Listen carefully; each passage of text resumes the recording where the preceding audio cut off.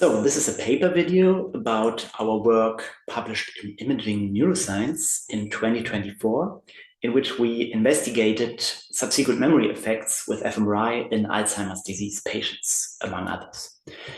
So this is a complete author list of the paper, and this paper is actually based on a previous study in which we used Bayesian model selection to decide between parametric and categorical models of the subsequent memory effect in first-level fMRI data.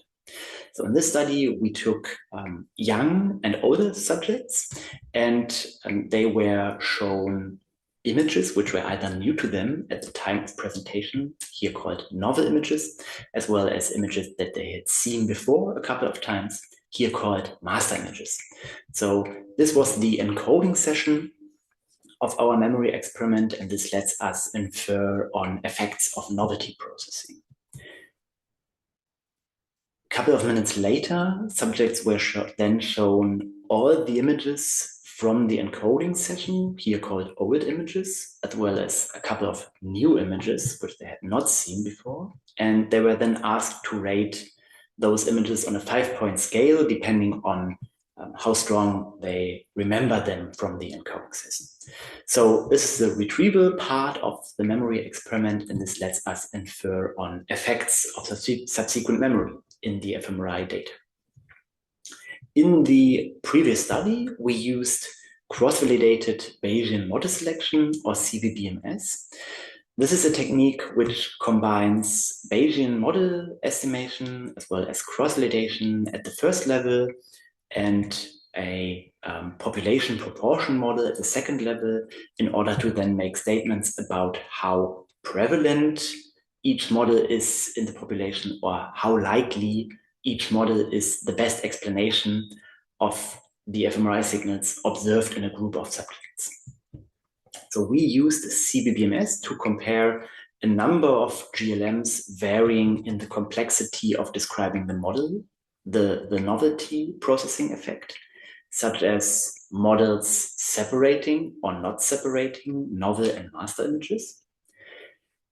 And we applied it to a number of GLMs varying in the complexity of describing the subsequent memory effect. Parametric models, categorical models, which when taken together as a model family and compared against the baseline model here shown in red, allow us to infer on subsequent memory effects.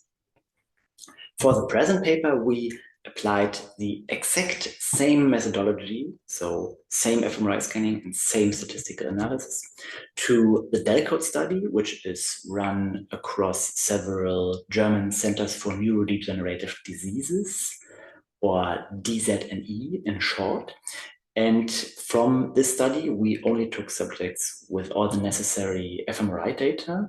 This resulted in 128 healthy controls, individuals with subjective cognitive decline, patients with mild cognitive impairment, patients with Alzheimer's disease, as well as relatives of Alzheimer's patients.